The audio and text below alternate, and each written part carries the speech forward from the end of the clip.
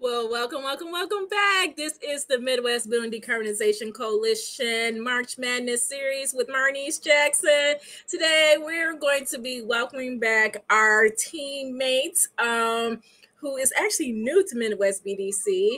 And for those who do not know who Midwest BDC is, we are a nonprofit officially.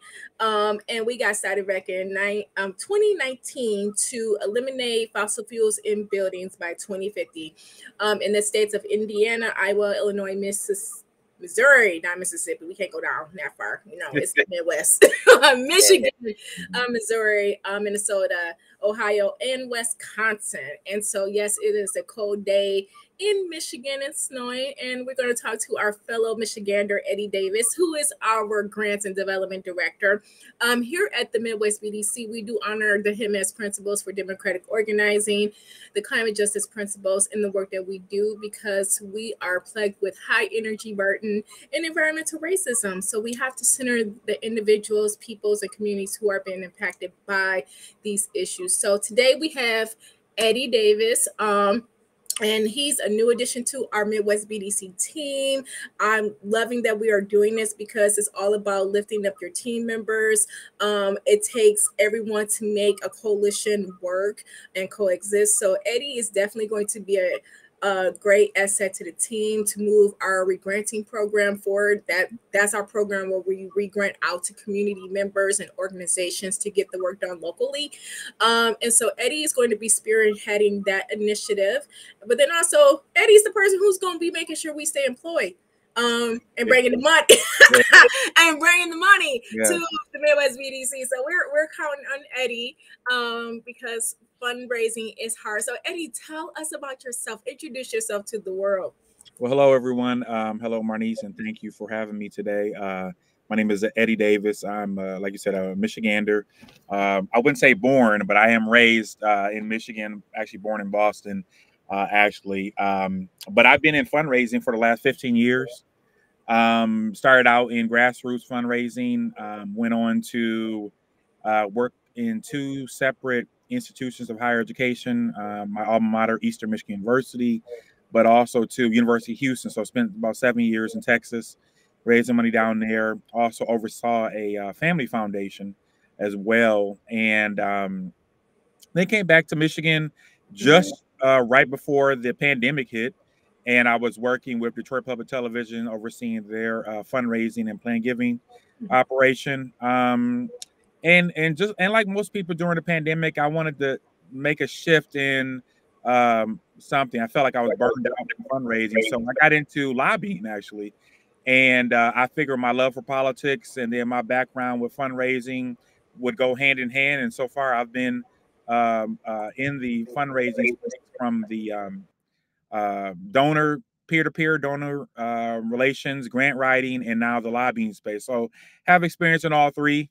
And I figure I can bring some of that information, some of that, those skill sets over to this position, being a grants and development director with Midwest BDC. Thank you, Eddie. So, with all that experience, why did you apply for a startup nonprofit position? Yeah, we have really did the work to get this nonprofit going, but what made you want to apply to something that's just starting up new? Like, why? Well, I've been in a startup type position before. When I went down to University of Houston, that was a startup role, entrepreneurial role as well. And I think I always like to thrive or like to work in areas where it's brand new. Everybody's figuring things out, as we go, making those necessary changes or additions, taking away things, because everybody's learning on the same pace. So everybody started at the same level. I think, it's always good. There's situations where you can have background or historical information to help you in the job thing, but also too, I think that those folks who thrive or those folks who are going out on the starting from scratch area, I think they learn more and they appreciate it a little bit more because they are doing the work on the ground level and having the highs and the lows with the team members that are there. And it takes a special kind of person that is okay with, having some successes, but also having some losses to understand the appreciation of it more in the long run. So I think that me having that outlook on this opportunity, not knowing much about decarbonization before I got into it. I was always aware of climate change and green technology and all those sorts of things, and the funding that was there from a governmental standpoint, and the activism there. But I wasn't familiar from a standpoint of what was all entailed with it until the government rolled out the funding, the $2.8 billion last year for EPA and community grant funding. Mm-hmm.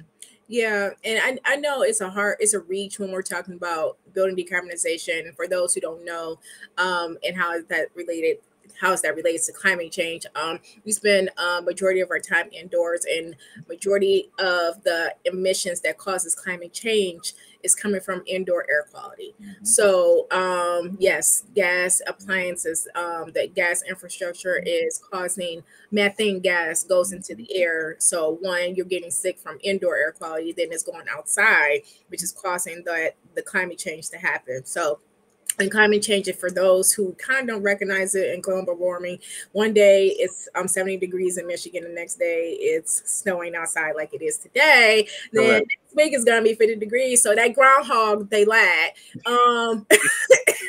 So we don't know what's going on, but so just FYI how that's related to climate change. So what's exciting you about this role, coming from different experiencing, because you're fundraising. What gets you excited about talking about indoor air quality, climate change, and things of that nature? I think the fact that there's so much opportunity in so many areas of where you can have impact. I mean, I would look at it from a standpoint of, you can be the person on the front lines doing the activism piece. You can take your role as an educational person and talking about really educating folks in either a town hall or a one-on-one conversation, webinars like this. But also you can look at it from a standpoint on you're looking at the policy that's coming out from, like, it's not only the federal government but locally, and with us overseeing or helping 8 different states. Each state's policy and legislative bodies have all different outlooks on what their role can be with the whole decarbonization piece. And so I think that from that standpoint, I like to be in the mix with seeing what different minds are thinking about.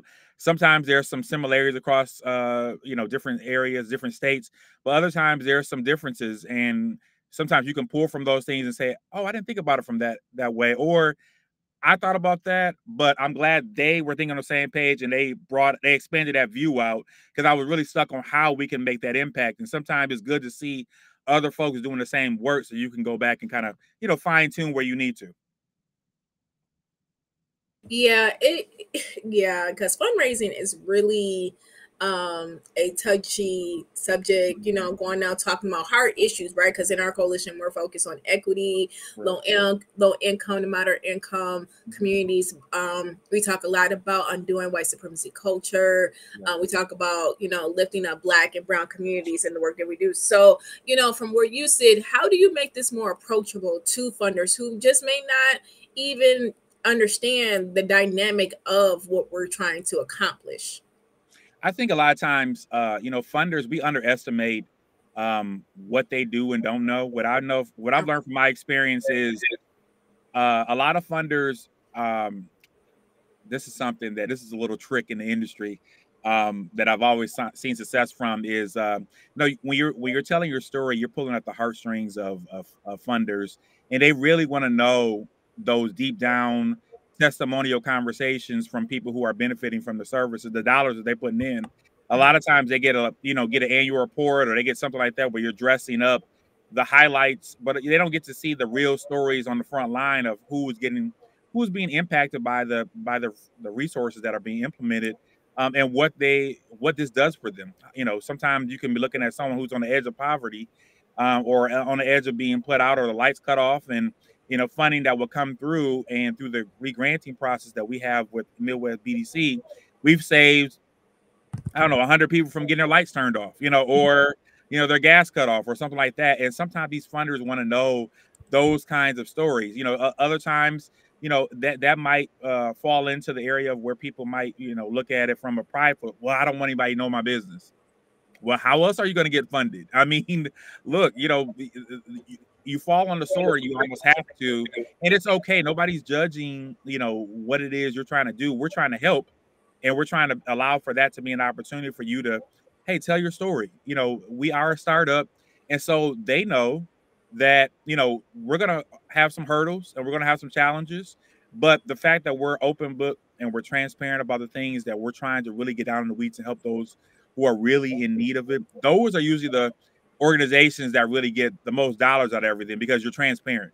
And the more transparent you can be, the more funders like to see that and say, okay, look, I can give you this right now, but let me see where else we can pull dollars from, or who else I can loop in and help you kind of get to your goal. Thank you. I appreciate you saying all that, because it's good to hear from the other side of, and having the end game, like, because a lot of people just don't know that. So that we have our regranting program here at Midwest BDC, and this is really what excites people about our coalition, because we're able to regrant out, and the process is very simple. We don't require a lot for individuals to come in and participate. Of course, we want, as we expand the program, people and organizations to do something. That's how we're going to make real impact locally. So what is inspiring to you about the regranting program? What are there any projects that stands out to you the most, and how do you look to take that to the next level? Well, I think that this is where historical data is going to come in handy, in seeing the types of people who apply for the funds. You have I'm sure you have your individuals, but you also have some of your smaller organizations, your medium sized, and also your larger organizations, and you want to see who is duplicating efforts. And also too, I like to do a little sleuthing, if you will, a little Sherlock Holmes activity, and say, okay, now you're coming back for round 2, maybe round 3. Are you actually using the money for this, or are we, just giving out money? Because we want to make sure that we are doing the work and spreading out the funds as far as we can spread them. And I think that from a standpoint of us being new, and we're touching 8 different states, we want to make sure that everybody gets a chance at the funds. And I'm not opposed to actually picking up the phone and calling some folks and say, hey, look, I noticed that you have this profile and you have this want and or need. What do we have to do to get you to apply for the funds? We've extended the deadline. I can walk you through the grant process. Do you not, if you have some issues where there's some clarity needs, I can definitely do that. But I'm willing to get in the weeds and really help folks get access to this money, so we can show our funders that we made every opportunity to get this money into the folks. And I don't want to leave. I'm a person who doesn't want to leave no stone unturned. I want to make sure that everybody had an opportunity to get access to these funds, because because I'm a person who says, look, you had an opportunity and we did everything and you still didn't respond. So hey, look, what do you want me to do? So, okay, so look, I just got off of the call because with a couple of grant recipients about, what's required, because sometimes the grant cycle last time had some strings attached to it, and it's going to be promoting the Healthy Homes project here in Michigan. So that's just one of the projects that got awarded. And sometimes it's hard to, as much as we think we're providing resources, because that's what coalitions do, provide resources, technical assistance, as much as we think we're applying the things that they need with talking points, sometimes I feel like we are missing the mark. So, Eddie, now that I think about it, you are kind of like an organizer, just what you just said. Yeah. Like, do you think you can identify some better practices? Like, just, thinking about it from an organizer perspective, like what can we do for best practices? And, because you're out here talking to other people who may think about regranting out, because we thought our process was simple, but maybe it's, I don't know. I think, I think it goes back to the messaging and having everybody on the same page. Mm-hmm. When you're looking at it from a standpoint, when it's not going to be just me on the regranting piece, it's going to, I've learned in this position, I'm going to have a team behind me in terms of a committee work group, if you will.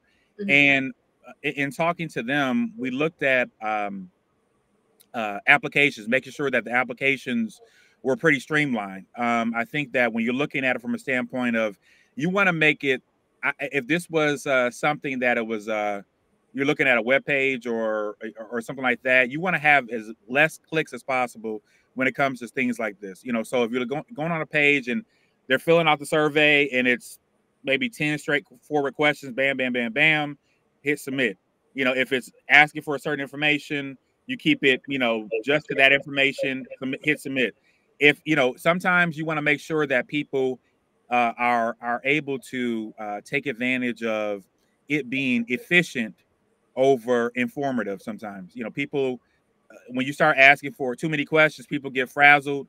People really get, they get, they get up in arms, if you will. They get distracted, and you get a negative experience, and then you start getting the negative feedback. So I think efficiency is key, and allowing for people to be more engaged in the process on what that looks like will go forward in the long run. I hear you. I hear you. So, okay, we're going to move forward to dreaming big. Okay. What would you like to see? We're going to say in 5 years. Okay. I'm all about sustainability and going to 10 years, but in the next 5 years, what do you hope to see the coalition doing? Dream big. Dream big. Well, I would like to see us putting on conferences, not only here, like, where we're putting on a conference at, our local convention center here in Detroit, Michigan, right on the riverfront. We're hosting a energy conference talking about decarbonization, how you can take advantage of the opportunities that are not only locally in your state or your city or county, for that matter, and also to the federal government, how you get access to funding, putting on workshops, and we're doing presentations on educational opportunities. And also, too, we have a robust fundraising operation where we are partnering with some of the largest foundations and granting organizations in the United States and also the world. I think there's opportunity abound with climate change and the things that are going on with the support that's coming from not only foundations but also countries as a whole. Everybody has this on their front end because they know that the longer the quicker we take care of this, the longer we got on this earth, because like you said, it 70 degrees one day and then it's almost blizzard conditions the next morning. I mean, that's not normal at all. Like, and I feel like when I'm just explaining climate change, I'm like, do you think this is normal? Does that sound okay to you? Like, politics be aside, a lot of people will say, well, that's just no, that's not. Scientists will say that, and it goes back to, and I have several friends who work in this, the area of the sciences, and they're saying that no, this is not normal at all. The emissions that are coming out from nuclear power plants, the fracking going on in the Gulf of Mexico, down in southern United States, all that stuff has an impact on the world and the globe as a whole. The glaciers that are melting at a rapid pace than ever before, all that is impacting our environment. Even our Great Lakes have a lower sea levels than normal. I mean, come on now, that's crazy. And I want to lift up something that Kwasi said, and shout out to everyone who's watching us on Facebook, LinkedIn, Twitter. Share this information because it's very important. As Eddie just said, like, the planet will be here, but we won't. Kwasi said that we woke up to snow after a dry winter. Like, I didn't grow up in Michigan where we had a dry winter. Yeah. We had snow. Yeah, we had snow. So, the whole joke about the joke, and Marnese, you can appreciate this having kids, is I remember the joke was always, man, we used to walk to and from school in 2 feet of snow. What's all of this canceling of schools for a light breeze? I mean, yeah, like, we still went to school with it blizzard conditions. Now it's like, well, we don't want to put kids in danger, and it's barely snowing. It's just freezing the pipes. Come on now, seriously. You know what? I'm not even going to get started on that whole dynamic of me telling it, because I had to walk all the way down to Webster Elementary with your uncle, and he's younger than me, and it was cold. We get all the way around the corner, and here comes my dad picking us up. Like, You didn't see that weather out there, Dad? We get all the way around the corner. Yeah. And it was just snowsuits, gloves full, everything. I was like, y'all don't know what it's like. How do y'all know what it's like? And then that's okay. They made us tough. So it's whatever. So I wanted to say thank you so much for that. But you know, Eddie, outside of, you know, fundraising, you know, lobbying, the things that you do professionally, you know, what is your passions outside of work? You know, because trying to save the world, the environment, it's very taxing. So what do you like to do? Tell the world about you, Eddie. Well, you know, I'm a sports fanatic. I love sports. You know, I take trips to different stadiums to go check out different sports teams. So I just knocked off a bucket list item and went down to Lakeland, Florida recently to check out the Detroit Tigers, our local baseball team here in Detroit. You know, see the prospects for the season, which opening day is coming up in less than 2 weeks. And I hope we don't have conditions like today, because I'm not sitting in them stands. Although I will be tailgating, I'm not sitting in those stands with snow on the ground. So that live music, definitely. I'm always good for a jazz concert or something like that. I am although several people have told me I need to chill out on this because they're worried about my health, but I am a cigar aficionado, and I love cigars. I've been smoking cigars off and on since 2010. Yeah, I do fancy cigars, and have traveled to some pretty nice cigar lounges around the country. So I think that, you know, I'm slowly, as I'm getting up there in age, I'm slowly looking at, okay, when the doctor says to me, well, you have a good bill of health when I do my yearly exam, but he's like, Ed, how many cigars are you smoking this time? Well, every year I pare it down. So I'm down to about one, you know, or so, maybe a day, but I don't know how many days per week. You know, everybody has their little thing they escape to, and sometimes you need it. I don't drink. So I don't really like the taste of alcohol. So I figure, you know, if I'm not gonna have a drink, I may have a cigar. But you know, that's just I know that in the long run it's not good for you to do that. So it's good to kind of pare that down and make sure that you're in moderation. Sometimes you need a support or an outlet to do that. So I totally agree with you. Also have to monitor your health, okay? Correct. Because we want to keep you here. We want those lungs to be tight. And you know, lung cancer is a real thing, okay? Shout out to those lung cancer survivors. And you know, cigar bars, they stink, but they really have like the best drinks. What? They have the best drinks and food. Like, look, I'm not gonna look. I remember I went to the cigar bar with a couple of social justice activists. It was very nice. It was a very nice spot to be in, but I had to wash my hair after that. Yeah, most friends, when I invite them out to that, they're like, yeah, no, I'm not going. We'll meet somewhere else. I'm like, okay. It's nice though. But I know the one in Detroit, they have like an outdoor situation going on. So yeah, but the drinks are really good. So yeah. You know. And one more thing I wanted to mention real quick, I think about outlook on where Midwest BDC can be, is the fact that I feel like, you know, the opportunities for the funding piece, we can be an organization that is getting funding, you know, either triple the amount of we have now, if not more, just because of the fact that the impact that we have over 8 states. So you're looking at 8 different pots of money of funding and opportunities, where a lot of times I've learned from my previous years in fundraising, where a lot of foundations go without giving out their money because they don't have anybody to give it to. Nobody knows about their fund. So, you know, once somebody happens upon them and you can convince them of the storyline that you have, you know, there's always some diamonds in the rough or some hidden gems out there. So I'm looking forward to really discovering that in the different areas. And I'm going to do some traveling with this position to each state, each one of our 8 states to establish those relationships. Well, thank you, Eddie, so much, Coach. So show us the money, and I love the vision, the long-term vision, because look, I do feel the same way. We couldn't be that coalition to really take this to the next level in regards to indoor air quality. So I'm going to let you head out because we're going to prepare for our next March Madness podcast series with our next staff person. It's going to be Maggie Heiser up next. So Eddie, it was so nice talking to you. This has been a very long day, long week for all of us.